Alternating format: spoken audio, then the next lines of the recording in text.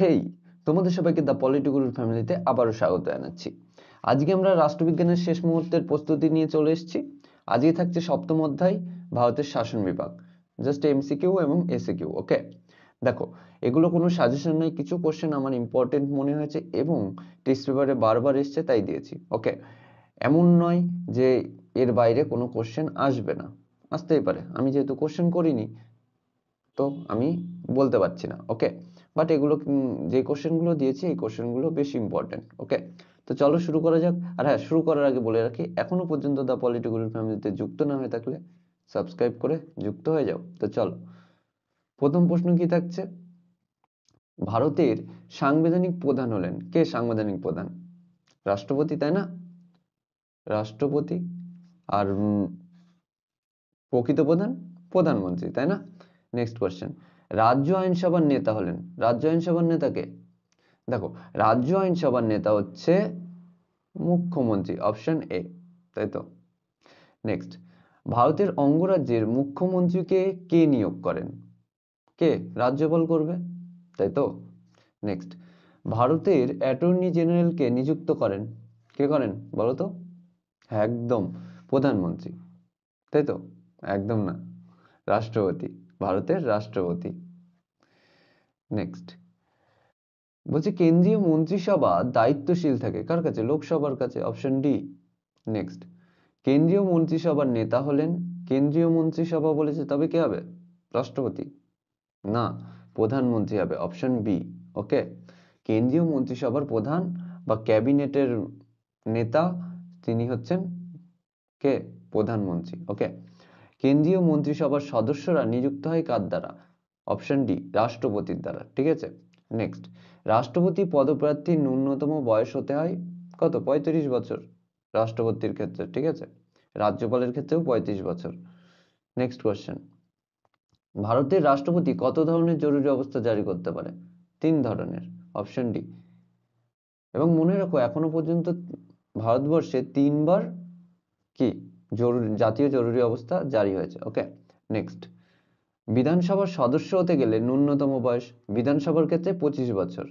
মনে রাখো, লোকসভার ক্ষেত্রেও 25 বছর, কিন্তু রাজ্যসভার ক্ষেত্রে 30 বছর। ঠিক আছে, নেক্সট কোয়েশ্চেন, রাষ্ট্রপতি তার পদত্যাগপত্র কার কাছে পেশ করে?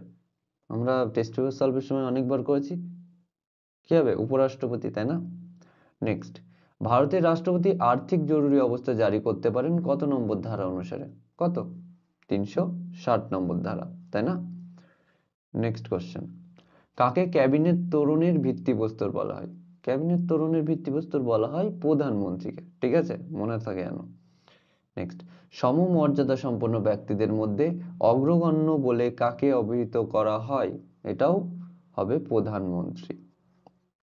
ওকে, নেক্সট, ভারতের কে স্বেচ্ছাধীন ক্ষমতা ভোগ করে থাকেন? কে? রাষ্ট্রপতি, তাই না?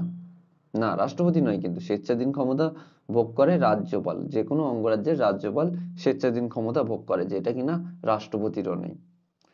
নেক্সট, মুখ্যমন্ত্রীর প্রধান প্রশাসনিক পরামর্শদাতা কে হবে?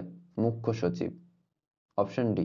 ঠিক আছে, নেক্সট, এসিকিউতে চলে যেতে পারি আমরা। এক দাগ, রাজ্যপালের যোগ্যতা উল্লেখ করো। দেখো, এক, তাকে ভারতীয় নাগরিক হতে হবে। 2, তাকে মিনিমাম 35 বছর বয়স হতে হবে। ওকে, নেক্সট, রাষ্ট্রপতি কর্তৃক লোকসভা ও রাজ্যসভায় কতজন নিযুক্ত হয়? দেখো, রাষ্ট্রপতি কর্তৃক লোকসভায় নিযুক্ত হয় 2 জন এবং রাজ্যসভায় 12 জন। ঠিক আছে, নেক্সট, ভারতবর্ষে এখনো পর্যন্ত কোন ধরনের জরুরি অবস্থা জারি হয়নি? দেখো, আর্থিক সংকট অবস্থা জনিত জরুরি অবস্থা এখনো ভারতবর্ষে জারি হয়নি। ওকে, ভারতের রাষ্ট্রপতি কিভাবে নির্বাচিত হয়? দেখো, ভারতের রাষ্ট্রপতি একক হস্তান্তরযোগ্য সমানুপাতিক প্রতিনিধিত্বের নীতির ভিত্তিতে গোপন ভোটের দ্বারা এক নির্বাচক সংস্থা কর্তৃক পরোক্ষভাবে নির্বাচিত হন। ঠিক আছে, দেখো, এই যে নির্বাচক সংস্থা গঠন হয়, এই সংস্থা অ্যাকচুয়ালি লোকসভা এবং রাজ্যসভার বিভিন্ন সদস্য, এছাড়া বিধানসভা থেকে আসে, মানে বিভিন্ন এমএলএরা, এদের সবাইকে নিয়েই গঠন হয়। ঠিক আছে, নেক্সট কোশ্চেন, ভারতের রাষ্ট্রপতিকে কিভাবে অপসারণ করা হয়?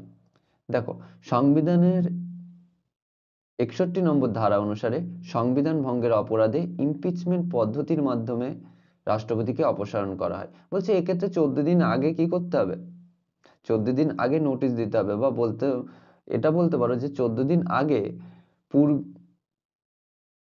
পার্লামেন্টের যে কোনো সভায় এই প্রস্তাব উত্থাপন করতে হবে, এবং পার্লামেন্টের উভয় কক্ষের 2/3 সদস্য যদি কি সম্মতি দেয় তবে রাষ্ট্রপতি অপসারিত হয়। আর এই যে এটা ইমপিচমেন্ট পদ্ধতি, ঠিক আছে, এটা মনে রেখো। নেক্সট, ভারতীয় সংবিধানের কত নম্বর ধারায় জাতীয় জরুরি বলেছে, জরুরি অবস্থার কথা? তবে কত হবে? 352, ঠিক আছে, 352 নম্বর। আর আর্থিক হচ্ছে 360। নেক্সট, 356 নম্বর ধারায় কি বলা রয়েছে?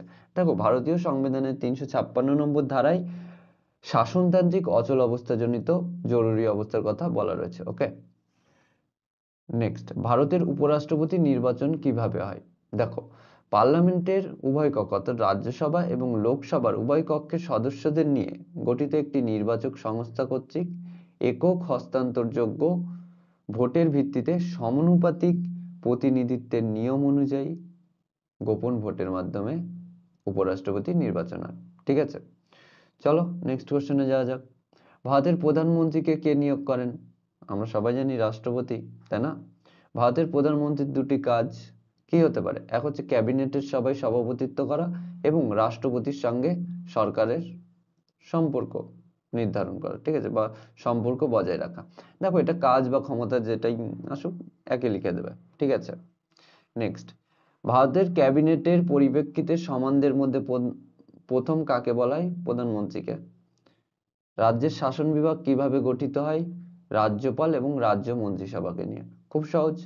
আর হ্যাঁ, তোমাদেরকে একটা কোশ্চেন দিই, তোমরা কমেন্ট করে জানাও যে যে কোনো অঙ্গরাজ্যের মুখ্যমন্ত্রীর দুটি কাজ। ওকে, তো চলো আজ এই পর্যন্তই। সঙ্গে থাকার জন্য ধন্যবাদ। আর এখনো যদি সাবস্ক্রাইব না করে থাকো, করে রেখো। ওকে, আর বন্ধুদের কাছে শেয়ার করে দিও। তো চলো।